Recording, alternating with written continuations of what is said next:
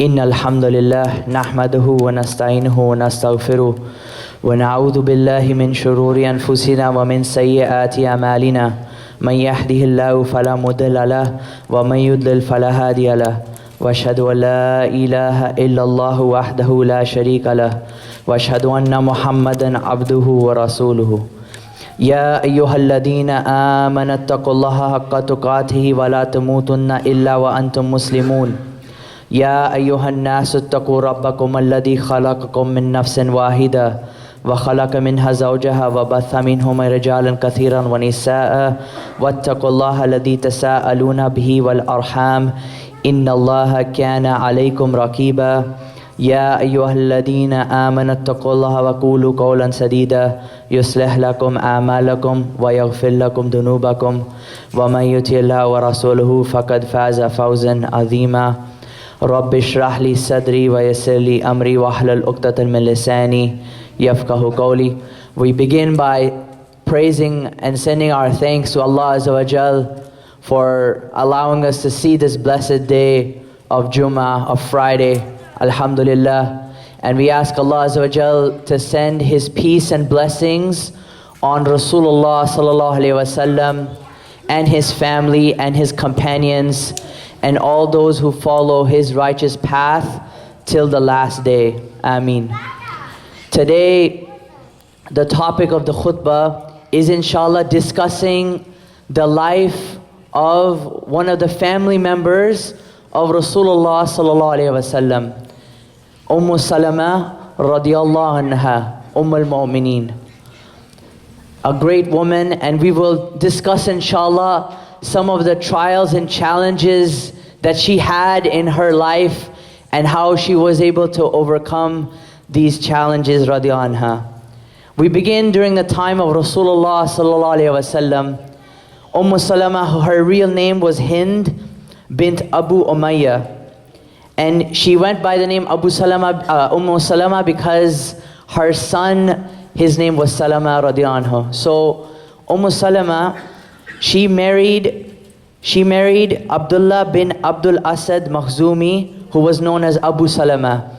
And these were two incredibly righteous brothers and sisters, mashallah, husband and wife.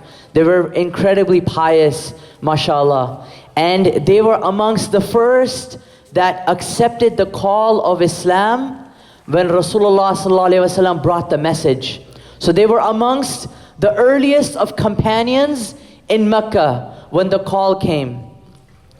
And as such, because they were one of the earliest companions who accepted Islam in Mecca, they were subjected to incredibly harsh treatment.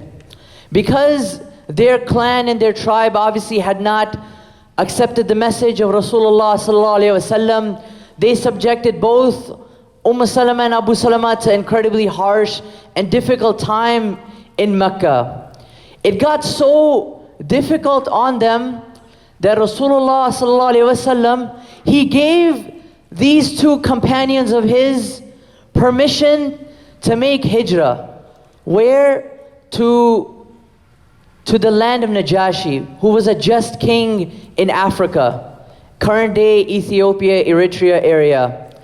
And Salama and Abu Salama, they made hijrah, and now they are living in the land of this just king. And the Quraysh, they sent an ambassador to bring them back. Amr bin al-As, who at that time was not a Muslim, he went to bring these Muslims back, but they were not successful because Najashi was a fair and just ruler, and he gave them a just hearing. And later on, he even accepted Islam, mashallah. But during that time, they were living there, they were living a peaceful and happy life away from oppression and persecution. But a time came when they had heard some good news. What did they hear? They heard that Hamza radiyallahu anhu and Umar bin Khattab radiyallahu anhu had accepted Islam. And these were two incredibly powerful men from Mecca. And their conversion to Islam gave a lot of strength to the Muslims. And there was a rumor, they heard that the Quraysh had accepted Islam, that now the persecution and oppression is over. So they actually made their way back to Mecca. But when they got there, they realized things were worse than ever. The persecution, which before had been insulting, harassing, calling bad names, now had reached the point of boycott, had reached the point of extreme oppression, persecution, and even torture, and even death. Some of the Sahaba had perished at the hands and become martyrs at the hands of the persecutors of the Quraysh. But now they're in this situation, and many years pass, and now it is time to make hijrah to Medina. And Rasulullah ﷺ gave the Sahaba the permission to emigrate to the Medina Munawwara, at that time Yathrib. And it just so happened that when Abu Salama, the husband of Salama, had gathered his provisions, had prepared everything for this travel, because it was not an easy journey. It took weeks to make it to Medina. As he is leaving, a very difficult situation happens. He's going to get his wife Abu Salama, and his children. And now the family members of Salama who have not accepted Islam, they intervene. And they immediately come and they stop him. The family members, the men of Salama, they come and they hold on to the camel and they hold on to Abu Salama and they say, "Where are you taking her? Where are you taking our family member? What is this, a joke? Sometimes you're going to Abyssinia, now you're going to Medina." No, she's going to stay with us. And Abu Salama was completely helpless. It was one man against an entire tribe. He could not do anything. And now this woman, Salama radiallahu anha, she's separated from her husband. Her husband had to make the journey. He had to make the hijrah because they were commanded to do so. And he had to leave. And this was such a difficult time on Salama. And Allah Azza wa Jal, He tests those whom He loves. And He loved Salama and He tested her. Not only was she separated from her husband, now she is being taken by her tribe. They're taking her back home.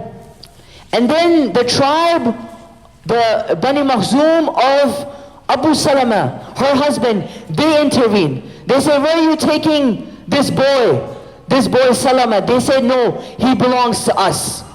He is the son of our tribe," and they take away her son. And now Salama is devastated, radiallahu anha. Just imagine the situation. She has not done anything wrong. No crime has she committed. All she has said, she has submitted to La ilaha illallah Muhammad Rasulullah sallallahu alayhi wa sallam. And for that, she has been forced to part with all of her family members. And it is narrated that for an entire year, she remained in this situation, where she was constantly returning back to the place where she was separated from her family, and she would cry. And she would cry. This was the difficult sacrifices that our ancestors made, the Sahaba. We are not Muslim today because of anything but their sacrifices and what they gave for the sake of Allah Azza wa Jal. But Salama was patient and she trusted in the will and the qadr of Allah Azza wa Jal. And a time came that when she once again returned to that place, and as she was crying, her cousin from her family saw her.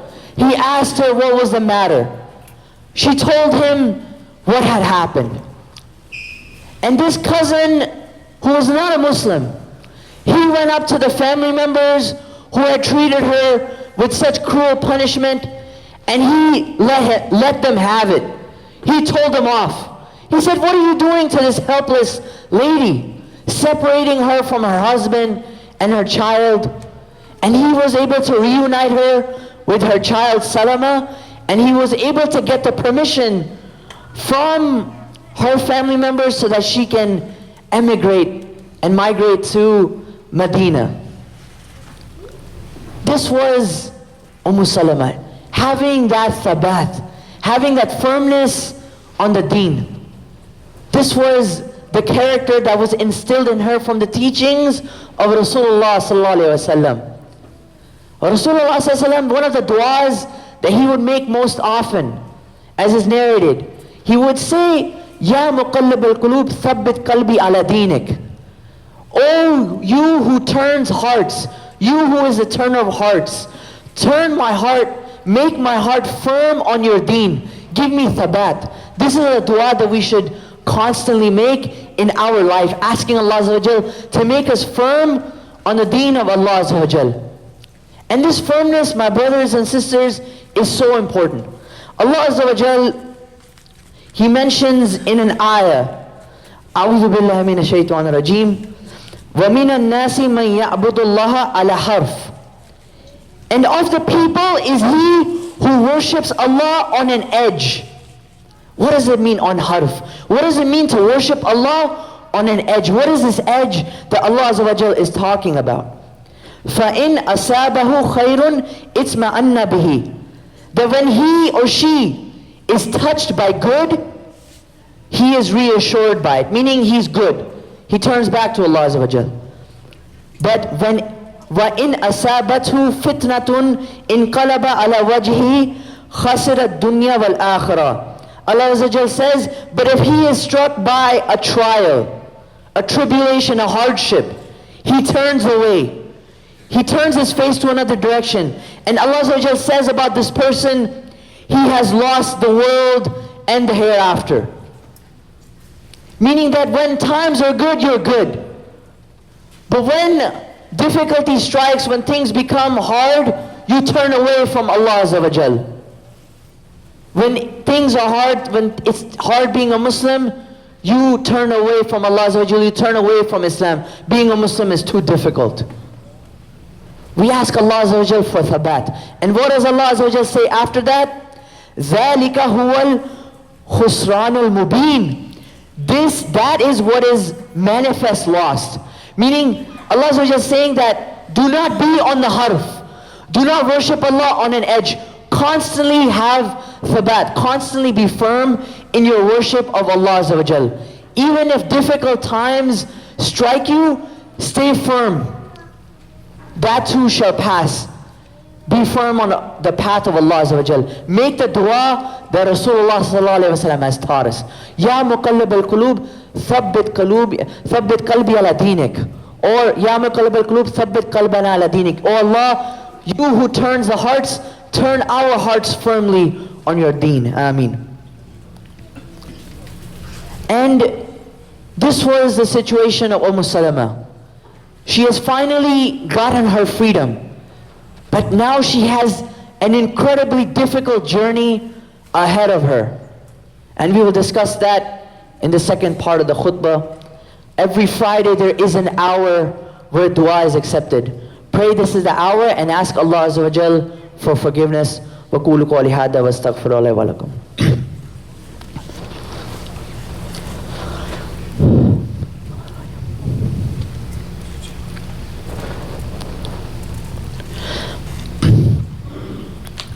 Bismillah, alhamdulillah, wassalatu wassalamu ala rasulillah, wa rabbi shrah li sadri, wa yassir li amri, wa ahlul uqdatal min lisani, yafqahu qawli.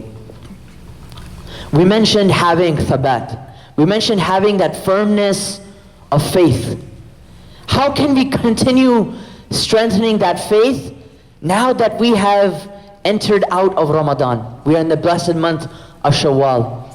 And it is narrated from the authentic hadith that we are encouraged to fast 6 days from Shawwal. He who follows the fasting of Ramadan, he or she who follows the fasting of Ramadan with 6 days of fasting in the month of Shawwal, it is as if he or she has fasted the entire year, as we know from the authentic hadith. But now that we are out of the month of Ramadan, how can we continue having that strong relationship with Allah Azza wa Jal? How can we continue detaching ourselves from this dunya? And the best way for that is to constantly engage and turn to Allah Azza wa Jal 5 times a day in the prayer. This prayer that was prescribed to us, this was not something that was just enjoined on us for the month of Ramadan. MashaAllah, in the month of Ramadan, we all strived really hard. We came to the masjid more than we had ever come before. We participated in the Taraweeh, in the Qiyam al-Layl programs, in the Tahajjud that our masjid offers. But this is an opportunity for us to constantly turn back to Allah Azza wa Jal 5 times a day, detaching ourselves from the dunya, completely separating ourselves from the dunya. When we say Allahu Akbar, it does not mean God is the greatest. It means God, Allah Azza wa Jal, is greater than anything that you are involved in that moment. Whether you're at work, you're at school, you're busy in life, Allah Azza wa Jal is greater. Allahu Akbar. This is what we are reminding ourselves of that daily. And we're constantly showing that khushu' to Allah Azza wa Jal. We're showing to Allah Azza wa Jal, Ya Allah, we are not on the edge. Ya Allah, we are the ones who turn to you in good times and in difficult times. It does not matter if we are having a good life, a good times and good times in our life and peaceful and serenity. But even if difficulty strikes us, we are still turning back to you, Allah Azza wa Jal. So we come back to the story of Salama. She is making her way to Medina. And this is a long journey. And during that time, when she reaches the area of Tanim, she meets a young man whose name is Uthman ibn Talha. And Uthman ibn Talha realizes that this is a woman. She is with her son. She is on this camel and she is making her way to Medina, which is a journey of 12 to 14 days at the minimum by those days' standards of travel. And he vows that I will not let you go there unless that I will accompany you. And Salama narrates that this man was incredibly good character when he escorted her to Medina. He would make sure that she was taken care of. When she would step down from the camel, he would turn away and leave that area. And when she would get back on the camel, he would grab it and he would move forward. And now they reached Medina and they reached the area of Quba, and she was reunited with her husband Abu Salama. And this was a beautiful moment in her life where Allah Azza wa Jal reunited her with her family. And as time went on, Abu Salama, her husband, he participated in Battle of Uhud, the Battle of Badr, and even an expedition where Rasulullah ﷺ made him the commander of the army.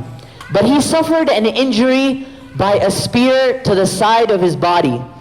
And even though through treatment the surface wound healed, he had some internal injuries that could not heal, and Abu Salama fell very ill and very sick.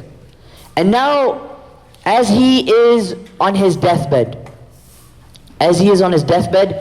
Salama, his wife, she comes to him and she tells him something interesting. She tells him, did you know that if you are married and one of your spouse passes away and you don't marry after that, then if your spouse, he or she is in Jannah, then Allah reunites that person in Jannah. She is essentially telling him, I don't want to marry anyone after you. And at that time, it was very common for people who were divorced, people who lost their husbands, to remarry after that.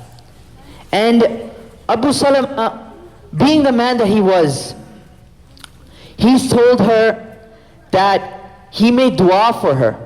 He made dua for her, Ya Allah, bless her to be married to a man righteous, and that he is better than me and does not make her sad or oppress her. As much as he loved her, what husband wants to see that he has spent all of these beautiful years with his wife, but after he's gone that she remarries someone else? But he wanted the best for her, and he made this beautiful dua for her. And when he was on his deathbed, Rasulullah ﷺ came to him and he taught him a dua. He taught him a dua. What was this dua? And Abu Salama taught this dua to his wife, Salama. This dua was, Inna lillahi wa inna ilayhi raji'un, Allahumma ajurni fi musibati wa akhluf li khayran minha. To Allah we belong and unto Him is our return. O Allah, recompense me for my affliction and replace it for me with something better. And Salama, after the passing of her dear husband Abu Salama, she made this dua, but she made it reluctantly, because this dua is asking, Ya Allah, to replace it for me with something better. And her mind could not imagine that anything or anyone could be better than her husband Abu Salama. And it was so that when her period had passed, where you had to wait after the death of a husband or you had been divorced, now the proposals started coming in. Who was proposing to her? Abu Bakr Siddiq radiallahu anhu, a great man, but she turned him down. Umar bin Khattab radiallahu anhu also proposed, she turned him down. Then Rasulullah sallallahu alaihi wasallam, he proposed. Subhanallah. This dua, she asked, Ya Allah, recompense me for my affliction and replace it for me with something better. And Allah Azza wa Jal replaced Abu Salama with Rasulullah sallallahu alaihi wasallam, the best of all creation. And this is something I want to read. She told Rasulullah sallallahu alaihi wasallam that she had 3 reservations in getting married to him. Meaning that she was kind of telling him, in a way, look, I'm warning you, like, these are the 3 things.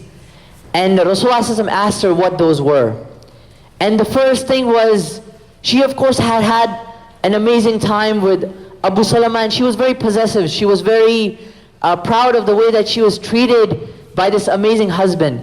And her fear was that she would get in an argument with Rasulullah sallallahu alaihi wasallam and she would say something that would offend him, and she felt that this would invalidate her good deeds.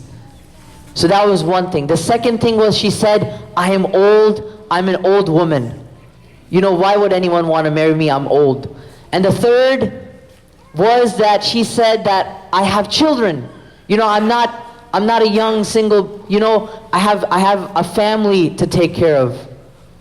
And Rasulullah sallallahu alaihi wasallam, he accepted all of those conditions. He said, for the first, I will make dua that Allah Azza wa Jal, you know, remove that quality of being possessive and hot-tempered. He removed that. So he asked Allah Azza wa Jal, he made that dua for her. And then the second thing he said about her, that I am actually slightly older than you. And the third thing he said about her children, I want to be their guardian. I want to take care of them. This is one of the reasons I am marrying you.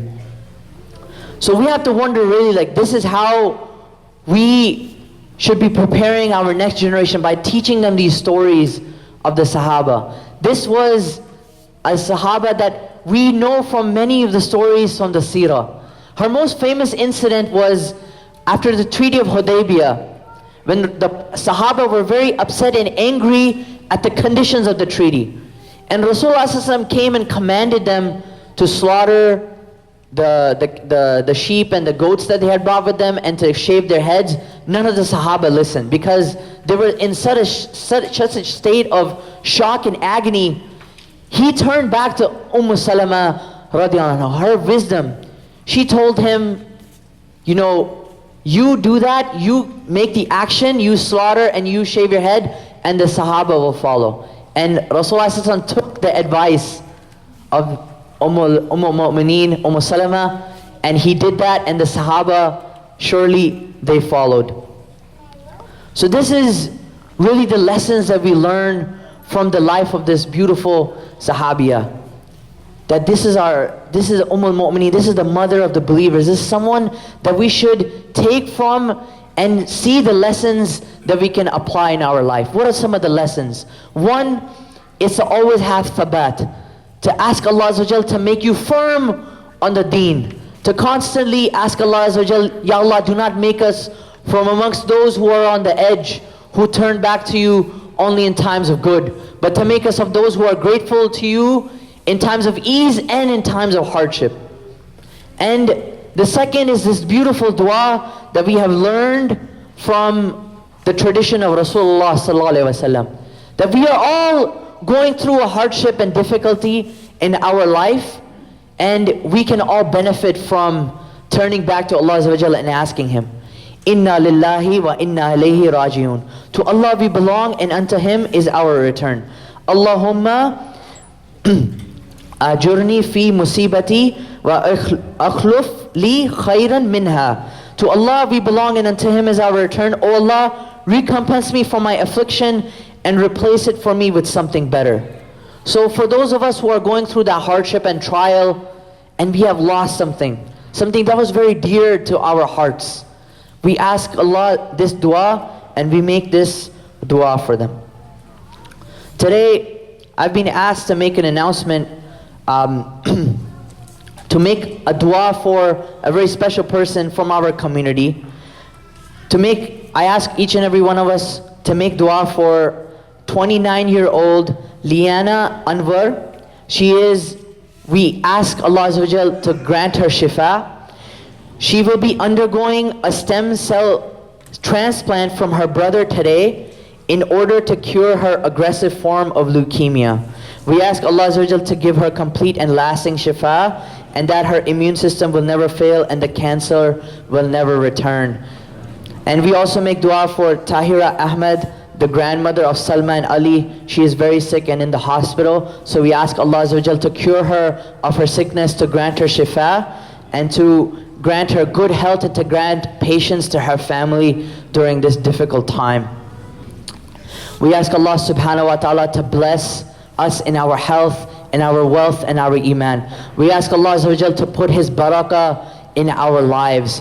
We ask Allah Azza wa Jal to bless those from our community who have passed away with Jannat al-Firdaus bighayri hisab. We ask Allah subhanahu wa ta'ala to bless those in our community, anyone in our community who is sick, to grant them shifa. And we ask Allah Azza wa Jal to grant us the ability to follow and hold on to the rope of Allah Azza wa Jal, which is the Quran. And we ask Allah Azza wa Jal to hold on to the sunnah of Rasulullah sallallahu alayhi wa sallam. We ask Allah subhanahu wa ta'ala to fill and bless our hearts with His light, the light of His iman and the light of La ilaha illallah Muhammad Rasulullah. We ask Allah subhanahu wa ta'ala to cure our hearts of diseases. We ask Allah subhanahu wa ta'ala to make the ummah, to cure the ummah of the afflictions and the hardships and the trials that this ummah is facing. We ask Allah subhanahu wa ta'ala to grant the ummah victory wherever they are being oppressed against the tyrants. We ask Allah subhanahu wa ta'ala to grant this ummah victory against the tyrants.